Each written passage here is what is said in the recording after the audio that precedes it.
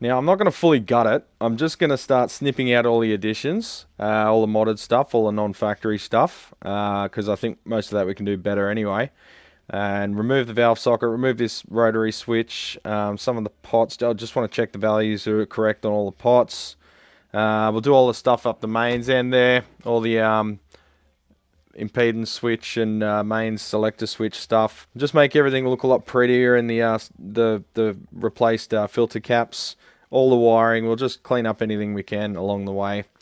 And I'm gonna pop some bloody music on and try and have fun with this one. So I'll see ya at the other end. You don't want to see a silly super fast time lapse or anything. That's overdone. Everyone does that. I used to too, but it's a bit cringe now. So I'll just show you the finished result, or anything interesting that pops up along the way. Snippity doo dah, snippity a. Why won't a nicely modded amp come my way? Holy fuck, look at this crackhead behaviour. They've formed a standoff out of cable ties. And if you're the one that modded this, you probably recognise your signature purple cable ties there, so give your fucking head a shake, would you? I mean, what shits me is the soldering and stuff is actually not too bad, so you can tell they sort of kind of know what they're doing. But why? The only explanation, well, there's multiple explanations, but I'd like to have faith in people, that they're not all, you know, charlatans and liars. So to give them, like, maybe the most charitable response would be, maybe one person modded it, and then the next person modded it, and the next person modded it, and before you know it, it's this haywire abortion of bullshit. Let's just pretend that happens so we can maintain some kind of faith in humankind, huh? Let's just go with that line. Anyway, it made it here in the long run, so let's make it all it can be in the BGG. I'll take that. Looks okay. I wonder if this was a pre-built one. Not a big fan of these blue sort of no-name caps. Oh, I just said caps when I meant resistors. It's amazing how the IQ drops by 3/4 when you press record on a camera. That's my excuse, and I'm sticking to it. It's Panasonic cap, probably a bit oversized for that purpose. LND 150s, if you're unaware, they're high voltage TO92 FETs. You got a nice Nichicon cap there. That's probably fine, but yeah, that'll go good in the Cranky Karen. And it's red to go with my beard. Nice. I do like this coax he used though. I've been trying to find a nice small diameter but still decent quality coax. I wanted to go for a PTFE or Teflon one, so you know, no chance of melting the jackets, but for what feels like PVC and what is that, nylon? I can't remember what that material is. PF something. It's got a pretty thick core, stranded. You got to be careful because a lot of this stuff's meant to be crimped for RF stuff. So it'll have solid core, and I don't like solid core, particularly when it's really small diameter. But yeah, that's nice stuff. The only clue I can find on there is 1244, and then it says 1354. So I don't know. I'll look up those numbers and see if I can find what it is. But for a non-PTFE, that's a pretty nice, sturdy little lead. There's a random little ground wire that was going nowhere, tack soldered to the ground bus. You can see underneath the all the pubes and shit stuck to the chassis. There's like a layer of grease on the chassis because I guess whoever did this is one of those people that subscribes to the view that you can just take off the nozzle and spray the general front panel to lubricate the pots. I honestly think they just go across the whole front panel. There's no other explanation for that much shit floating around in the chassis. I use one of these and I put a bit of bus wire in the end, and with the hot air gun I create a bend so I can get right into the pot, and just a quick, like literally a tenth of a sec, as quick as you can possibly do it, is more than enough. These guys must either sit on it for ages, so's your mum, or just literally spray it with no nozzle. Don't know. Don't know. If you're one of these people that just sprays the front panel, can you give me any justification why you do that? I know you're out there somewhere, but you probably won't raise your head up. This is weird. They've got some kind of residue on the nuts. Feels like wax. It's hard in some places and soft in others. Like maybe it was some kind of epoxy that wasn't mixed very well. Like on that nut, it's hard like an epoxy. But on this one, it's all sticky and tacky. And it's run down the chassis like it's been laid on its back, and it's collected under that cable and sort of via capillary action pulled in that area. I don't know, man. It's so weird. All the stuff you find in these amps, there's no explanation for like so much of it. It really piques my curiosity what these people were thinking.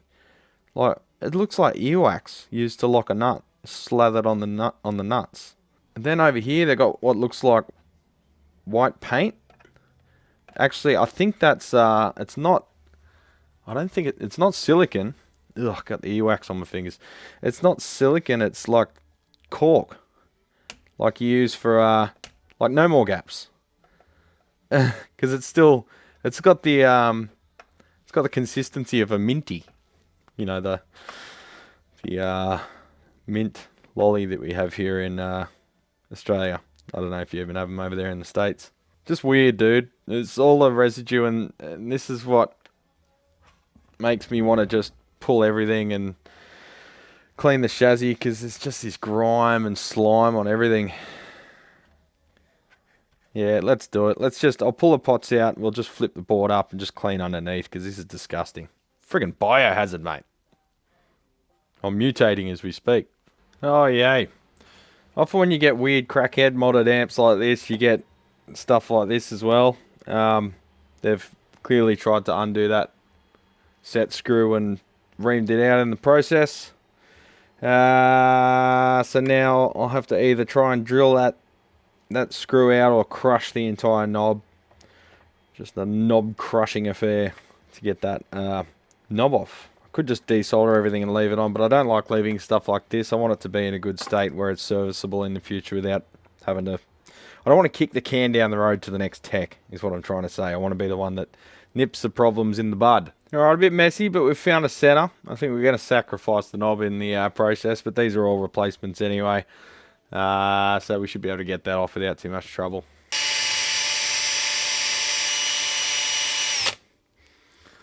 Alright, I'll just step up to a larger diameter drill now that we've found a good center.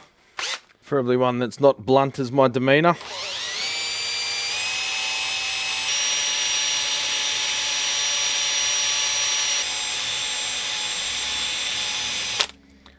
Almost enough brass to recycle there. Oh, come on, man. I'm going to be through to China before I know it. There we go. The remnants popped out through the flute there. You can see the little segment of a screw in overexposed 1080p. Let's get my junky spoon. We got movement? No.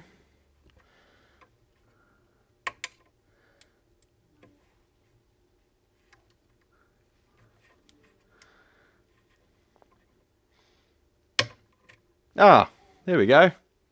Fuck's sake. I thought it was one of the plastic shafts like the other ones and it would have come off, but no, it's the metal one. Joy. Oh, well, we'll replace that pot too. Now we know. Alright, champions, so we're, I don't know, halfway through the whole job. Maybe a quarter.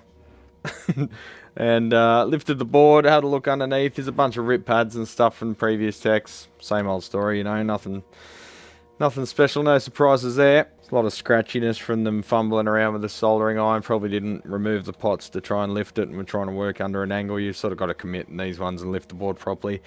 So we'll give the bottom of the board a good old clean. None of the pads are fully unrecoverable, so we should be able to re-implement pretty much the original layout with some improvements to the grounding scheme.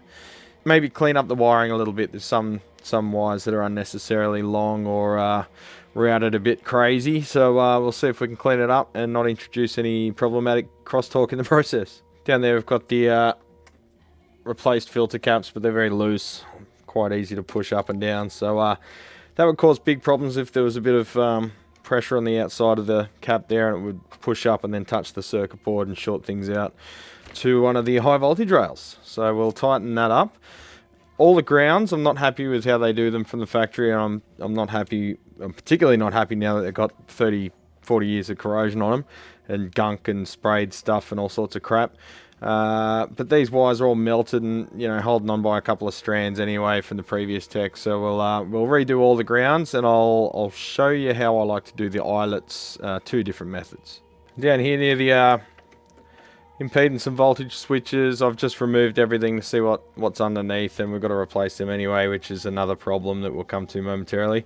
But there's a lot of looks like spillage from the top, a lot of corrosion, so I think I want to drop that valve socket out and see if I can remove some of that, maybe this one too, and maybe use some Penetrol or something just to seal it up so that rust doesn't continue, that corrosion on the chassis there. And of course all that yuckiness in this area means that the grounds for those cathodes there, and well, against wiring code now, but originally it was that the main safety ground coming in the IEC socket was mounted to either this or that socket there, their little ground here.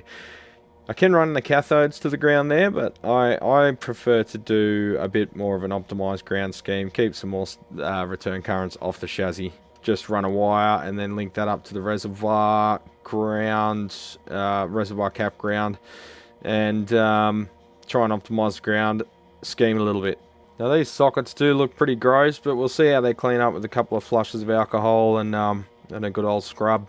I didn't really budget for doing this much again. A lot of these marshals look okay on the surface, and then as you start lifting stuff, you start seeing all the shmoo underneath that really needs to be cleaned up, or it'll just keep going. Yeah, I'd rather not put the blinkers on and just ignore that kind of stuff like all the other techs seem to do. It actually looks like there's been some flameage in this area. Oh, there goes the grid stopper. Bent one too many times. I don't like the way they're done either. That I should probably mount a little one eyelet tag board and mount them to that. It's a little bit more reliable. You'd find that on higher end amps. It almost looks like we've had a bit of a fire here, and that might have been where maybe they were not the factory screen grid resistors, but either way we're going to put some Vishay 2.2K ones in there as mentioned earlier.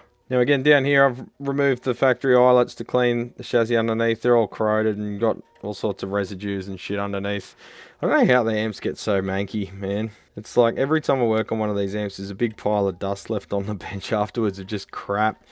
I think most of it's flux, but yeah, corrosion and flux and all sorts of crud. So these factory eyelets, piss off wire. Go away. These factory eyelets, you can see the little marks on there from the lock washer on top, and they're just sandwiched against the chassis with nothing really to bite into it. It's just a flat washer essentially with an eyelet on the end. I prefer to replace them with a toothed eyelet, one that's actually a lock washer and an eyelet integrated, and then you can use the original screw there without any stress, although I like to use a new stainless screw with a nylock nut. It's sort of how far do you go with this kind of stuff, you know? So you can use just the eyelet and use the original bolt, the original screw, and that way you've got it actually biting into the chassis. But we'll give that a clean underneath with a bit of Scotch-Brite before we do that anyway, just to get that surface corrosion stuff, whatever it is, contamination off the chassis in that area. It's funny, some of these caps are really tight in their brackets, and other ones are loose as. It's almost like they forgot to go back and tighten some up. Yeah, well, that's what happens when you don't have your phone on silent while you're working, as much as the customers hate it. Alright, so we've unbolted all the EL34 sockets and disconnected them at one end.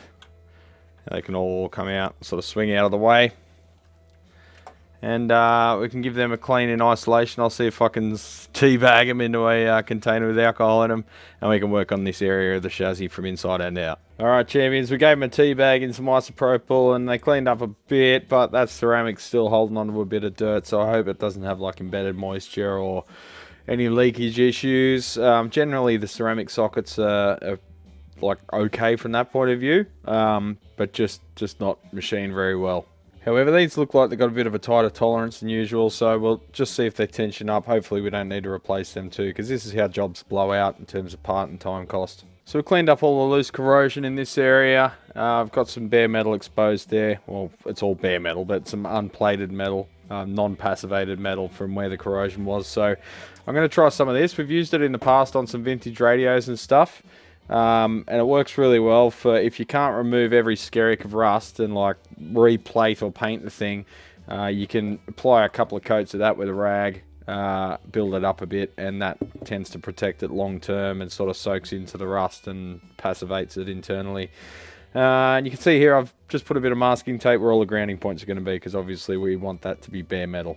About 3 or 4 years ago, Dad fully stripped down this Stromberg Carlson, beautiful thing it is, radio, and fully stripped the chassis because it was severely affected by heavy layers of rust, and wire brushed it all. And then he used this stuff on it. Now, as you can see, it doesn't remove the rust, like it still keeps its patina, but it stops it in its tracks, and it even holds onto its like colour, but doesn't seem to spread from that point forwards, and it hasn't broken through in any spots. This has been kept in a pretty nice environment here in the shop. Nice and cozy, a lot more cozy than the old garage was anyway. But it's all stayed sort of, you know, within and sealed and continuous layer words. It's really good for sealing up transformer laminations too, because it sort of soaks in a little bit and seals them in without making it, you know, look like apparently there's a big film of paint on the thing. It sort of keeps the cool old school patina look, but just stops the rust in its tracks. It seems to anyway. If anyone else has used this stuff or any other similar products, just chuck us a comment down below and tell us your experience. And have I mentioned that I don't like pushback wire, like for anything? Maybe some pickups, but that's about it. Even then, you can do better with shielded. And this is one of the reasons, because it literally does what it says in the name, and that's your high voltage feed right there. It's hard to keep the insulation where you want it. You can put some heat shrink around it and stuff, but you know, as you see, that doesn't really work either. So yeah, it's 2025 champions. We can move on from this antiquated old crap, especially in an amp that never had it in the first place. I understand it if you're using them for historical reasons on like a, you know, classic amp, whatever that may entail, but I prefer, even in that case, to use something a little bit more safe and reliable. Alright champions, I'm about halfway through, honest halfway this time. I'm just redoing all the wiring on the caps. I ended up cleaning a whole bunch of wiring up. Often I'm a bit optimistic with these jobs when I take them on, and then as I get into it I'm like, well, I'm here, I may as well clean that up, and while I'm cleaning that up, I've got access to this thing, I may as well clean that up too. I mean, it'd be silly not to. Before you know it, you've rewired up the friggin' amp. And sometimes I maybe don't charge enough for that. But anyway, I was redoing the connections, real manky connections on this area, and it smelled weird. And I'm like, what's going on? And my soldering iron kept blocking. The filter kept needing replacing, like after a few joints. And I'm like, something's not right here. And I found this stuff. First I thought it was flux, like maybe a gel flux. But the fucking crackhead that worked on this before me, it's high temperature bearing grease. It's axle grease. So I recognised the smell before from servicing cars and packing, you know, wheel bearings and stuff. And when it's real hot, it doesn't smoke, but it gives off this different smell. And it was sort of vaporising at the temperature of the soldering iron, and started, you know, blocking the filter and stinking. And smelling it up close, I believe that's, yeah, high temperature bearing grease. Like I say, if you try and figure out any logic in the previous tech's work and they do shit like this, well, what does that tell you about the rest of the work? What possible reason could you have for putting axle grease on a fucking capacitor terminal? Anyway, I'm just going to move on, because if we dwell on stuff like this for too long, we'll go insane. So it's just a matter of digging the grease out from under the lip and washing the cap with isopropyl. Just, how are you supposed to quote for this? You know, like, you end up running overtime on a job because of stuff like this, but how the fuck do you see this coming in order to price it for the customer, you know? Shmoo collecting, filter blocking, possibly dielectric grease for absolutely no reason other than the previous tech being a crackhead. Nothing against crackheads, you know. So now I'll have to change my filter for like the 8th time after cleaning the solder off these things. It just, although the filter looks okay, its pores are blocked from the vaporized grease. You can see all this residue on the glass there. Doesn't normally get that bad with that little solder in there. It's like burnt grease residue. So it's like a sooty exhaust pipe. So we'll change that filter. That cops most of it. But then the Visi filter down here cops the rest of it. You can see the discoloration on there. I only just changed that element before doing this job too. Oh, before doing this cap. The last dozen solder joints, you know. Normally you change that about once a week. Whoo-wee. Another day down the drain. Doing this job and various admin tasks, you know, the usual. As well as doing my best to allay people's fears that their instruments disappeared into a black hole forever. No, it hasn't. I've just got to catch up. I'll get there one day, champions. It's amazing the droppings that you leave on a bench when you're doing a major rebuild job, and that's not to mention the floor. But I think we're finally to the point where we can fire this thing up, take some measurements, make sure I haven't done anything stupid, and I can run you through what decisions were made, why they were made, if I can remember. Don't ask me why they put heat shrink on the standoff. Really is anybody's guess at this point. Who knows?